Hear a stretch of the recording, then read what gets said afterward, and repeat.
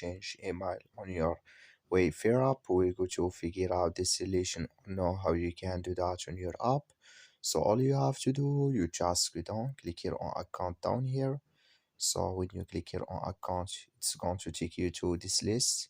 Then all you have to do now, you just click here on personal info here.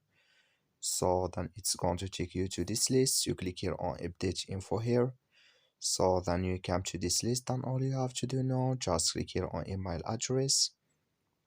So clicking this sign here, then it's going to take you to this list. You just waiting to open video here.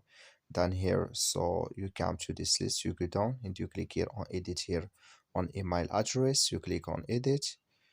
So when you click on edit here, it's going to show for you a list here. So you just waiting. So then it's going to show for you here in this list. You just waiting to open video. So then here can you add your verification code here. Then here it's you click here on continue, then it's going to change video. That's all you have to do. Thank you for watching. Don't forget to support us by like and subscribe.